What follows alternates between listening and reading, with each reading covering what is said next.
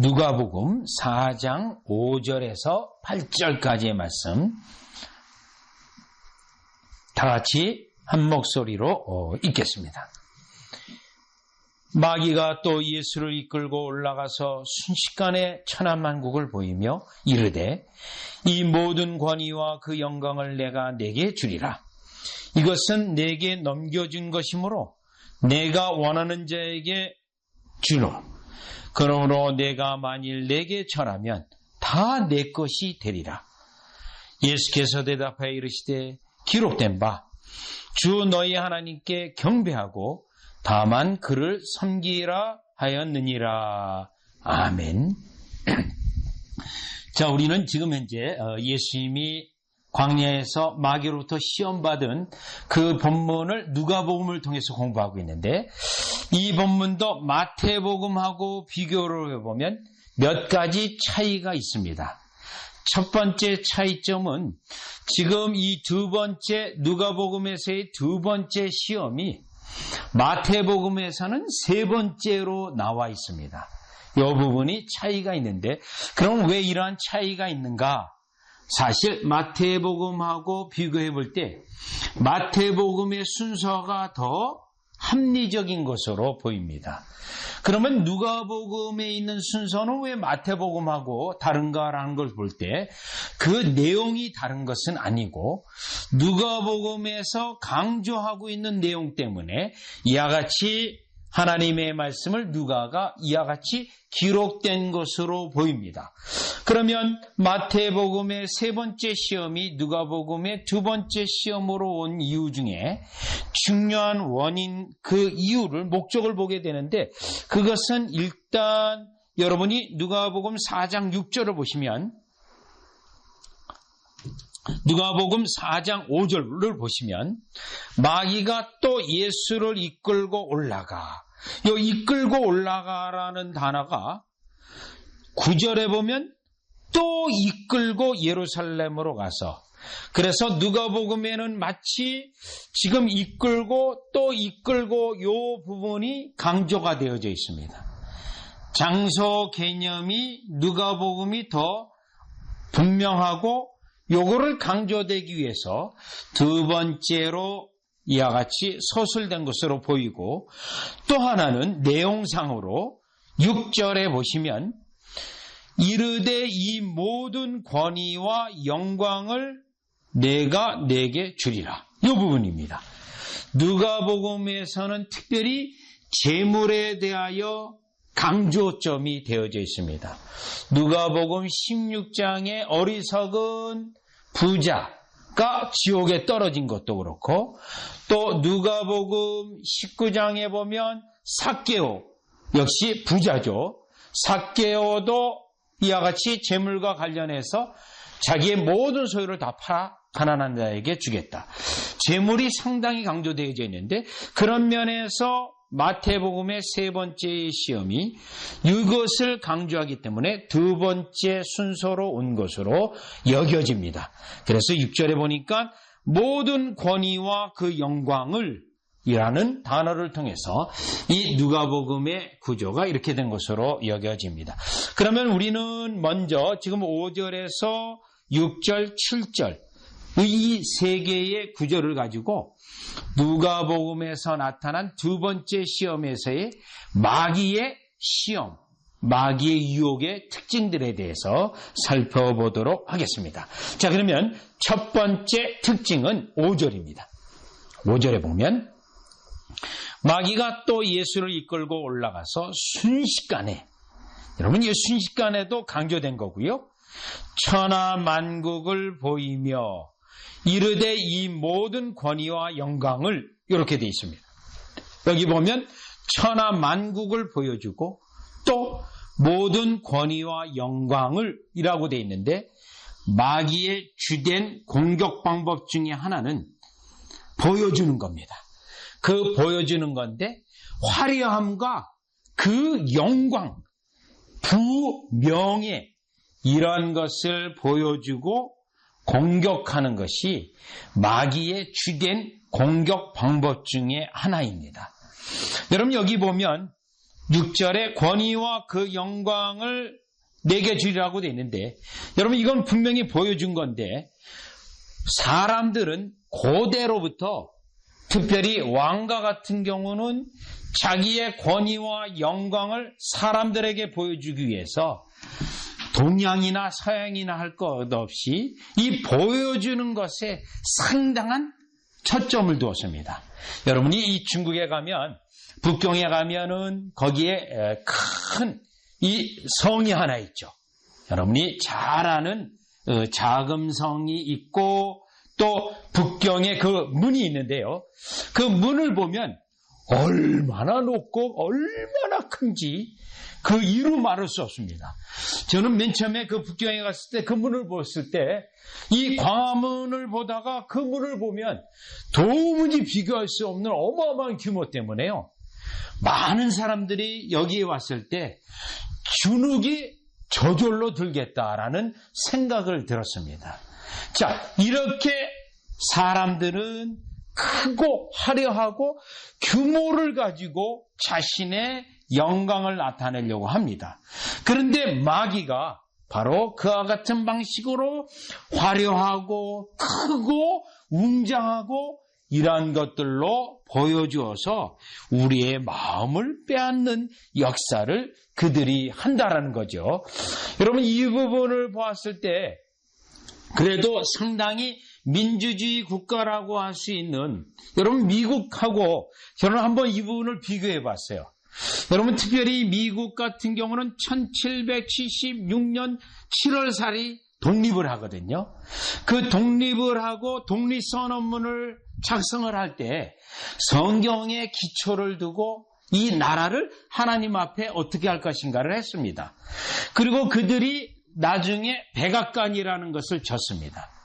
그런데 여러분 지금도 워싱턴 DC에 가서 백악관을 보면 그냥 조그맣니다. 청와대보다도 적어요. 사이즈를 보면. 그리고 더한 것은 그 백악관의 앞에 쭉 보면은 큰 동상이 하나 있어요. 그 동상이 토마스 제퍼슨의 동상이 있습니다. 그리고 토마스 제퍼슨의 동상으로부터 백악관까지는 나무를 다 쳐놨어요. 나무를 해서 쭉 이렇게 돼 있어요. 무슨 뜻이냐면 토마스 제퍼슨, 이 미국이라는 국가를 세울 때 중요한 역할을 하는 정치가예요. 그 토마스 제퍼슨이 백악관을 지금 노려보고 있다. 그 의미를 두기 위해서 그렇게 한 거거든요. 그래서 이 사람들은 최소한 그 당시는 성경적 개념에서 사람들의 영광보다는 하나님 아래에 있다라고 하는 사상이 그들의 역사 속에 있다라는 것을 볼 수 있습니다. 자, 사람의 영광을 나타내고 그 화려함을 나타내고 규모를 나타내서 우리의 마음을 빼앗는 것이 전형적인 마귀의 전략인 반면에 하나님의 사람들이라면 최소한 하나님 앞에 우리가 겸손해야 되고 우리의 화려함을 추구해서는 안 된다는 것을 깨닫게 되는데, 그것을 우리가 지금 누가복음 4장 5절에서 6절에 모든 권위와 영광을 보여주고 주겠다고 하는 마귀의 시험으로부터 오늘날 우리의 마귀의 공격도 이러한 시험과 공격이 있다는 것을 알 수가 있는 거죠. 물론 이 마귀의 이러한 시험은 새로운 것은 아닙니다. 여러분 창세기 3장 5절에 보면 마귀가 하와에게 유혹할 때 눈이 밝아진다라고 유혹을 했고, 또 3장 6절에 보면 보암직도 하다라고 했습니다.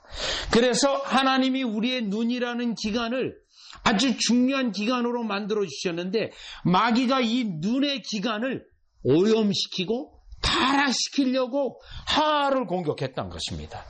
그 공격이 지금 마귀가 예수님에게 두 번째 공격으로 누가복음에서 천하만국을 보여주고 그 영광과 화려함을 보여주고 유혹하고 있다는 것이죠. 그러면 여러분 분명히 창세기 1장에 보면 하나님이 모든 걸 지으시고 하나님이 아름답다라고 했습니다. 그런데 창세기 3장에 너의 눈이 밝아지면 더 아름다워질 거라고 마귀가 한 겁니다. 여기서 우리가 이와 같은 마귀의 공격과 계계를 우리는 어떻게 극복할 수 있냐면 우리의 세상적인 눈으로 화려함을 추구하지 아니하고 하나님 보시기에 아름다우면 그것이 진정 아름다운 것이라는 그 세계관을, 그 믿음의 눈을 우리가 가져야 될 줄 믿습니다. 왜냐하면 창세기 3장 이후에 눈을 공격하고 눈을 오염시키고 눈을 타락시켜서 인류 역사를 보면, 성경의 역사를 보면 계속해서 마귀는 이 눈을 오염시키고 눈을 부패시켜서 여전히 우리를 공격하는데, 여러분 여호수아 7장 20절 21절을 가보면 하나 이해가 나옵니다. 여호수아 7장 20절 21절을 가보시죠. 네. 여호수아. 이스라엘 백성이 여리고 성을 무너뜨리고 큰 승리에 들떠 있었습니다. 그리고 그 여리고를 무너뜨릴 때 하나님이 다 모든 것을 진멸하라고 되어 있습니다. 그런데요, 여호수아 7장 21절에 보면, 그런데 그 속에 아간이라는 사람이 범죄를 저지릅니다. 그래서 이스라엘 백성이 그만 아이성 전투에서 패하게 되고 어려움을 당하게 됩니다. 그리고 그 아이성의 전투의 패배의 원인을 하나님 앞에 물어봤을 때 그들이 범죄했다는 것을 깨닫고 지금 회개하고 있는데 20절입니다. 아간이 여호수아에게 대답하여 이르되 참으로 나는 이스라엘 하나님 여호와께 범죄하여 이러이러하게 행하였나이다. 내가 노력한 물건 중에 시날산의 아름다운 외투 한 벌과 은 200세겔과 그 무게가 50세겔 되는 금덩이 하나를 보고 탐내어 가졌나이다. 보소서 이제 그 물건들을 내가 내 장막 가운데 땅속에 감추었는데 은은 그 밑에 있나이다 하더라. 여러분, 이스라엘 백성이 이제 여리고를 무너뜨리고 이제 하나님의 승리로 나아가는 길에 그만 어려움을 겪게 되었는데 그 원인이 어디에 있냐면 아간이라는 한 사람의 개인의 범죄로 인해서 공동체가 어려움을 당한 겁니다. 그런데 그 한 사람의 죄는 그만 눈에 아름다운 거, 아름다운 외투 한 벌, 은 200세겔, 그리고 금덩어리 하나. 여러분, 은이나 금이나 이것을 보게 되면 우리가 마음이 혹하게 되어 있습니다. 아름다운 외투 한 벌이 혹하게 되어 있습니다. 여러분, 저기 아름다운 외투 한 벌이라고 되어 있는데 여성 같은 경우는 여러분이 가장 겨울철에 여성들이 부러워하는 게 여러분 밍크털이잖아요. 밍크로 된 오바이지 않습니까?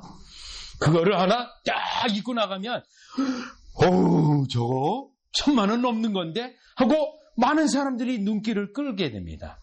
그래서요, 특별히 미국 같은 경우는 휴스턴에 날씨가 영하도 아니에요. 3도, 영상 3도 되면 물론 그 사람들은 쌀쌀하게 느낄 수 있어요. 영상 3도 되는데 그 영상 3도 될 때 부잣집 여성들이 뭘 입고 나타나냐면 밍크를 입고 나타난대요. 밍크를. 우리 보기에는 3도면 그 정도까지는 안 입어도 되는데 일부러 입고 나온다는 거예요. 왜요? 자기를 과시하고 사람들의 눈으로 그아지 탄사를 받기 위한 것입니다.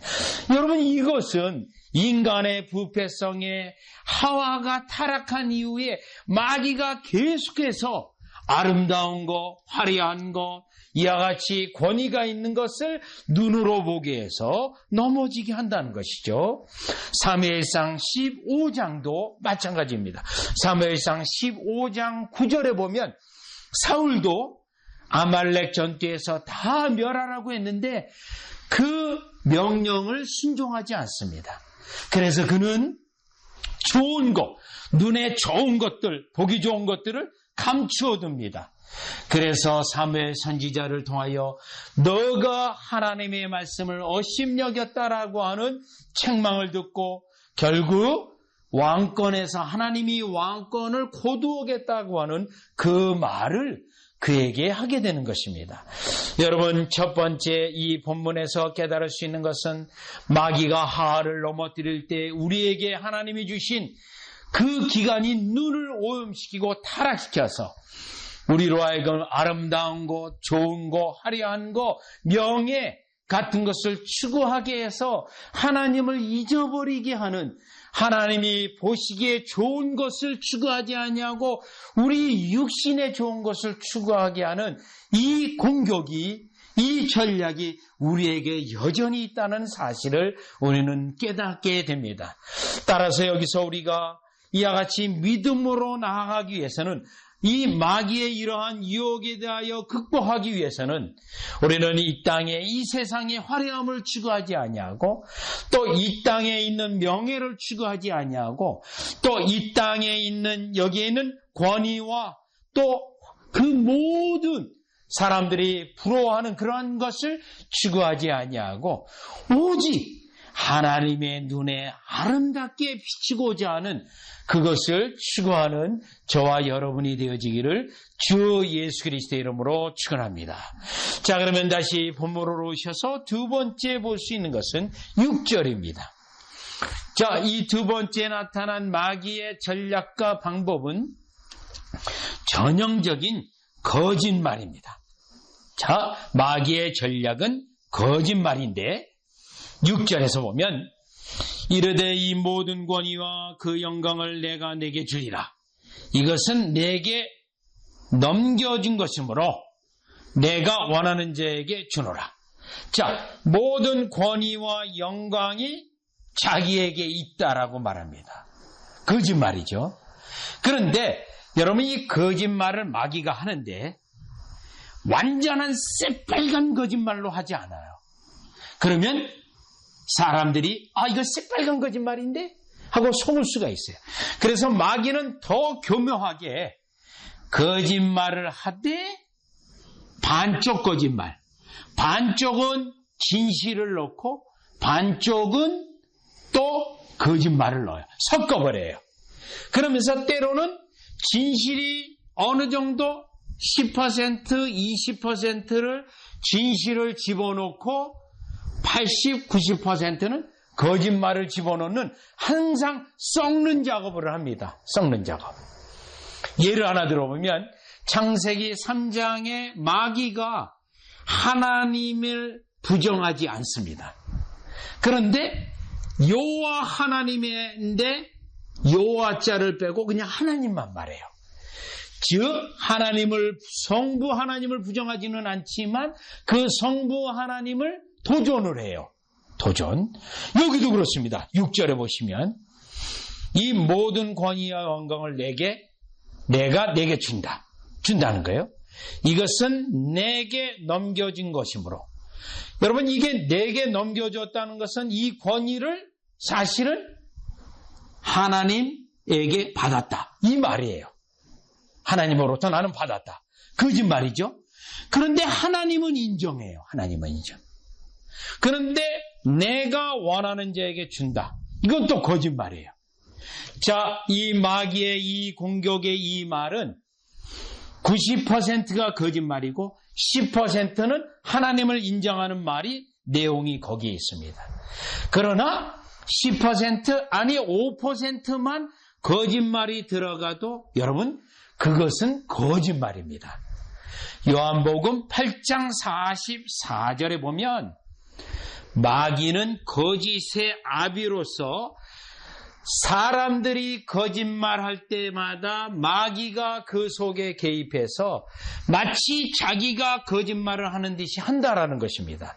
그런데 예수님에게 지금 이 시험을 할 때 마귀가 이 거짓말로 예수님에게 공격을 하고, 거짓말을 공격을 하지만 완전히 100% 거짓말은 아니고 하나님을 인정하는 듯 하면서 거짓말을 하는 마귀의 계계를 볼 수가 있습니다.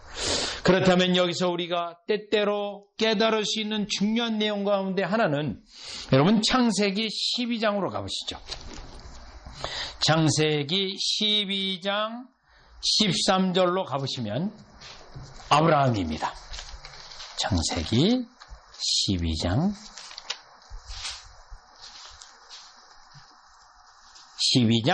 12절 13절입니다. 12절에 보면 애굽 사람이 그대를 볼 때 이르기를 이는 그의 아내라 하여 나는 죽이고 그대는 살리리니. 자, 이제 아브라함이 애굽으로 내려가는데 자기가 죽을까 봐 두려워하고 있어요. 그런데 왜 죽을게 하냐면 자기 아내 때문에요. 그 아내를 애굽 왕이 취하고 죽일 것 같았어요. 그래서 13절이에요. 원하건대 그대는 나의 누이라 하라. 그러면 내가 그대로 말미암아 안전하고 내 목숨이 그대로 말미암아 보존되리라 하니라. 여러분, 사실 오늘날 이 시대의 아브라함과 같은 남편이라면 여러분 믿을 필요도 없죠. 이렇게 무능하고 자기밖에 모르는 남편이 어디 있습니까? 자기 살자고 지금 아내를 누이라고 얘기하라는 거예요. 근데 이거는 반쪽은 진짜예요. 누이기도 하고 또 반쪽은 아내예요. 여러분, 이거는 반쪽 진실이기도 하고 반쪽 거짓말이기도 합니다. 진실이기도 해요. 완전히 새빨간 거짓말은 안 해요. 누이니까요. 그런데 이것도 한 번도 아니고 20장 가보죠. 20장 5절. 20장 5절. 여러분, 믿음의 조상 아브라함이 뭐 이 정도인데요. 부패성이 많은 우리는 오직 하겠어요. 20장 5절. 이번에는 아비멜렉입니다.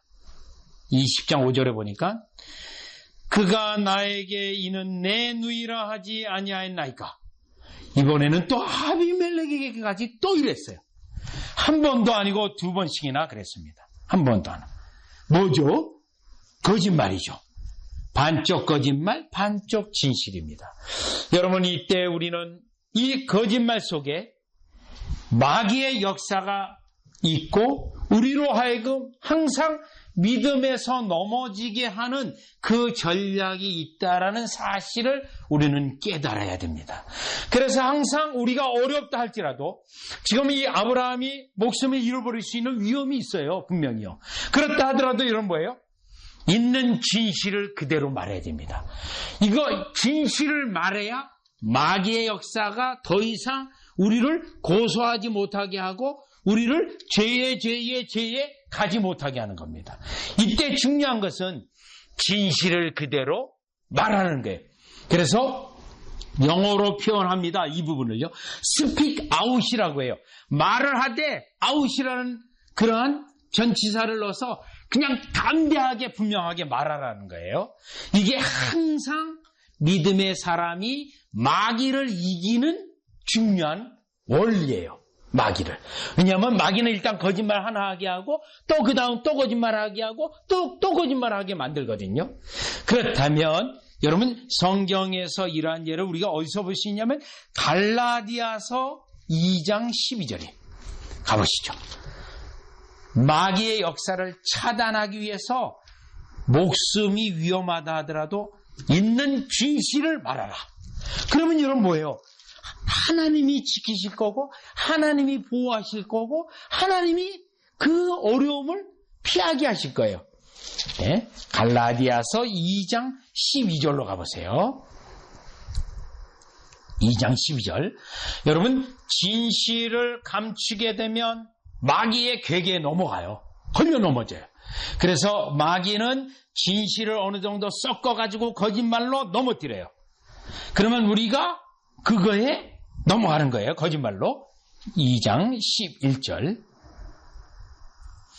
게바가 안디옥에 이르렀을 때 책망받을 일이 있기로 내가 그를 대면하여 책망하였노라. 여러분, 베드로가 사도 바울을 책망했어요. 사람들 앞에서요. 12절. 야고보에게서 온 어떤 이들이 이르기 전에, 여러분, 이 야고보에게서 어떤 이들이 왔는데 이 사람들은 예루살렘에 왔어요. 유대인들이에요. 유대인들, 게바가 이방인과 함께 먹다가 그들이 오매 그가 할례자들을 두려워하여 떠나 물러가매. 여러분, 요거는 지금도 마찬가지예요. 미국에 하면 아직도 인종차별이 있어요. 그런데 어떤 백인이 흑인하고 밥을 먹고 있잖아요. 그런데 백인 친구가 왔어요. 그러면 그게 창피하게 느껴져요. 그 사람들이요. 지금 베드로가 이방인하고 밥을 먹고 있는 건 너무 자랑스러운 일이에요. 그런데 예루살렘에서 유대인이 와서 저 사람이 베드로가 어떻게 이방인하고 밥을 먹네? 이거 뭐야? 그것을 외식했어요. 두려워했어요. 사람을 너무 의식해서 어떻습니까? 살짝 12절에 보면 사람들의 눈치를 두려워해서 떠나 물러갔어요. 13절이요. 남은 유대인들도 그와 같이 외식함으로 바나바도 그들의 외식에 유혹. 이게 마귀 역사입니다. 숨겼죠? 그들의 믿음을 숨겼어요. 그러니까 자기만 범죄한 게 아니라 베드로만 범죄한 게 아니라 바나바도 범죄했죠. 왜요? 믿음 있는 대로 행하지 않았어요. 나는 지금 이방인이 믿음의 형제입니다. 우리는 예수님 안에 믿음의 형제로 같이 먹어야 돼요. 그렇게 했어야 돼요. 그런데 어떻게 돼요? 유대인들 눈치 때문에 저들이 나를 어떻게 생각하지? 혹시 나를 이방인처럼 생각하는 거 아니야? 하고 그 자리를 피했기 때문에 외식, 마귀에 걸려 넘어져서 다 범죄했던 겁니다. 여러분, 이 부분이 나중에 성경 공부할 때 철로 역정에 보면 이거를 마귀의 전형적인 우리를 넘어뜨리는 공격 방법이라고 말합니다. 그래서 그 부분에 나오면 이름이 수치라는 자가 나와요. 그래서 믿음의 일을 수치스럽게 만들어서 우리의 신앙 고백을 숨기게 하는 마귀 전략입니다. 여기서도 거짓말에 넘어가게 하는 마귀 전략이에요. 그러면 이와 같이 진리를 숨기면 넘어가기 때문에 여러분, 우리는 잠언서 31장 8절과 9절을 통해서 진실에 너의 입술을 열어서 진실을 말하라는 겁니다. 여러분, 때때로 어떤 사람이 여러분에게 와서 거짓말로 자꾸 유혹을 합니다. 거짓말로 분명히 이거는 아닌 사실을 가지고 사실처럼 말을 합니다. 그때 여러분이 입술을 열어서 거짓말을 그만하라고 여러분이 진실을 담대하게 말해야 됩니다. 왜요? 마귀의 유혹에 넘어가게 하지 않기 위해서. 또 마귀의 그것으로 통해서 여러분, 때때로는 거짓말이 우리의 심령 속에 오래 남게 돼 있어요. 그래서 마귀가 나의 심령 속에 화살을 심어놓지 못하도록 딱 차단해야 되는데, 진실을 speak out, 말함을 통하여 마귀의 계계를 차단하는 여러분이 되어지시기를 주 예수 그리스도의 이름으로 축원합니다. 지금 마귀가 예수님의 공격 방법에 진실을 10% 집어넣고 90%를 거짓말로 했기 때문에 우리는 이러한 전략이 우리에게도 똑같이 동일하게 적용되기 때문에 진실에 대하여, 진리에 대하여 담대하는, 그래서 마귀가 우리를 유혹하지 못하고 공격 못하게 하는 여러분 되어지시기를 주 예수 그리스도의 이름으로 축원합니다. 자, 그러면 이제 세 번째, 다시 누가복음 4장으로 오셔서 세 번째 마귀의 전략을 보는데요. 4장 6절에 보시면, 4장 6절에 보면 내가 원하는 자에게 주겠다. 그리고 중요한 건 7절이에요. 그러므로 내가 만일 내게 절하면 다 내 것이 되리라. 요 7절입니다. 요 7절의 마귀의 전략은 아주 전형적인 전략인데요. 마귀는 하나님을 인정해요. 하나님을 인정은 하지만 그 하나님을 대적합니다.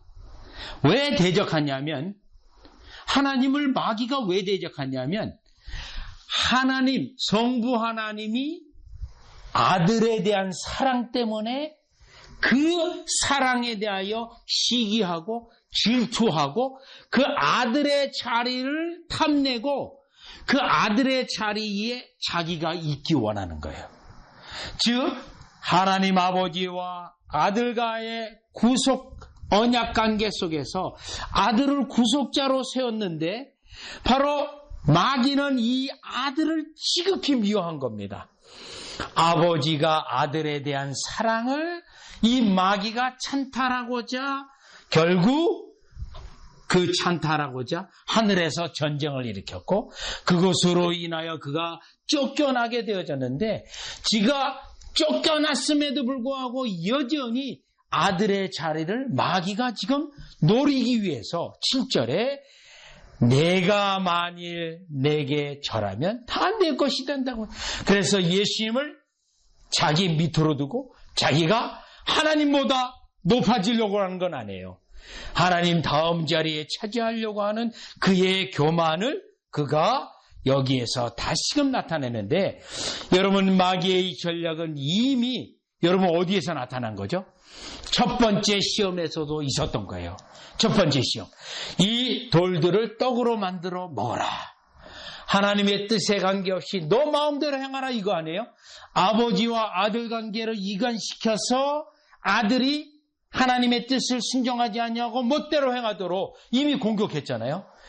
이 공격은 멈추지 않고 두 번째 시험에서도 계속되고 있다라는 겁니다. 그렇다면 여기서 우리가 깨달을 수 있는 것이 있습니다. 지금도 마귀는 누구를 공격하는 것이죠? 아들을 공격합니다. 그리스도를 공격합니다. 그리스도의 백성들을 공격합니다. 왜요? 그리스도의 구속주 자리를 자기가 차지해야 되는데 이미 예수님이 아버지가 아들에게 주었기 때문에 그것에 대하여 끊임없는 공격과 끊임없는 시험을 그에게 하고 있었다는 것입니다. 여러분 이 내용은 이미 우리가 에베소서 1장 4절을 잠깐 가보시면 여러분 이 에베소 1장 4절은 중요한 본문이기 때문에 우리가 반드시 외워야 된다고 했는데요. 에베소 1장 4절이에요. 에베소 1장 4절에 보면 곧 창세전에 그리스도 안에서 우리를 택하사 요거예요. 창세전에 그리스도 안에서 우리를 우리를 구원하기 위하여 창세전에 이미 예수님을 구속자로 세웠다는 거예요. 그런데 마귀는 이 자리를 노리는 겁니다. 이 자리를요. 그래서 이 예수님의 사역을 방해하기 위해서 지금 누가복음의 둘째 시험으로 온 것이요. 그러면서요. 마귀가 예수님을 대적하면서 공격하고 있는 것은 예수님의 이 자리를 노리고 예수님이 하시는 일을 계속해서 공격한다는 거예요. 그렇다면 여러분이 이 원리를 요한계시록에 보면 구속사로 쭉 설명했어요. 예언의 말씀으로 설명해놨는데 요한계시록 11장을 가보시면 요한계시록 11장이요. 11장 3절 4절입니다. 지금도 마귀가 예수님과 예수님이 세우시는 그의 나라와 교회를 공격하는 거예요. 교회를요. 왜요? 예수님이 하시는 일을 어떻게든지 막아서 이것을 공격을 멈추지 않는 거예요. 3절에 보니까 11장 3절 내가 나의 두 증인에게 이 두 증인은 우리 예수님의 참된 목자예요. 자신의 진정한 사역자예요. 그런데 왜 두 증인이냐면 많지 않아요. 그래서 둘로 묘사되어 있어요. 권세를 주리니 그들이 굵은 베옷을 입고 왜 굵은 베옷을 입고 있냐면 사람들이 복음을 받지 않아요. 그래서 몰락한 모습이에요. 몰락한 모습. 네? 교회가 많이 있다 할지라도 몰락한 모습이. 그런데요. 1260일을 계속 예언하게 해요. 복음을 전하게 해요.